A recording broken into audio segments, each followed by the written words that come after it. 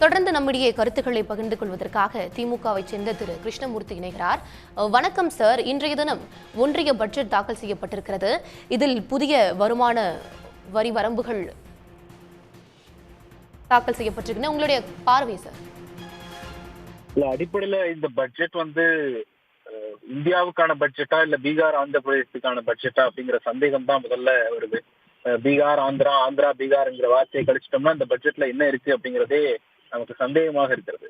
அதாவது பீகாருக்கு ஆந்திராவுக்கு நிதி ஒதுக்குறாங்க அப்படிங்கிறத தாண்டி அரசியல் ரீதியா இன்னைக்கு நிதிஷ்குமாரையும் சந்திரபாபு நாயுடுவையும் சார்ந்து இந்த அரசு இருக்கு அப்படிங்கிறதுக்கு இது ஒரு வெளிப்படையான சான்று. ரெண்டாவது, மோடியினுடைய ஒரு பதவியை காப்பாற்றிக் கொள்வதற்காக, இந்த அரசை தக்க வைத்துக் கொள்வதற்காக இந்த 2 மாநிலத்திற்கு கூடுதலான நிதியை ஒதுக்குறாங்க அப்படிங்கிறது வெளிப்படையா தெரியுது.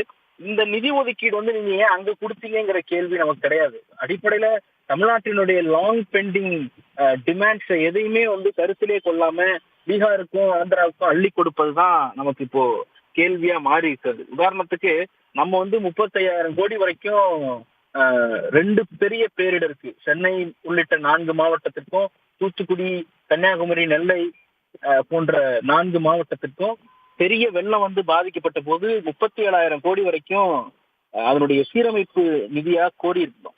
ஆனால் அது குறித்தெல்லாம் எந்த விதமான அறிவிப்புமே இல்லை. நம்ம நீதிமன்றத்துல போய் வழக்கு போட்ட பிறகு ஏதோ அதெல்லாம் ஒரு பணம்னு சொல்ல முடியாத அளவுக்கு ஒரு 200 கோடி 150 கோடி என்று ஒதுக்கீடு செய்தார்கள். இந்த பட்ஜெட்ல அதுக்கு நிதி வரும்னு எதிர்பார்த்துட்டு இருந்த நிலையில பட்ஜெட்ல அது குறித்த அறிவிப்பே இல்லை.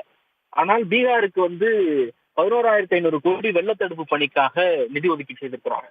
ஆனால் இந்த 2024 ஏப்ரல் மாத ஜிஎஸ்டி கலெக்ஷன் எடுத்து பாத்தீங்கன்னா தமிழ்நாட்டுல ஏறக்குறைய ஒரே அந்த 12,210 கோடி வரி வசூலாயிருக்கிறது. ஆனால் பீகார்ல இருந்து வரி வசூலான தொகை அப்படின்னு பாத்தீங்கன்னாக்க அது வெறும் 1,992 கோடி தான்.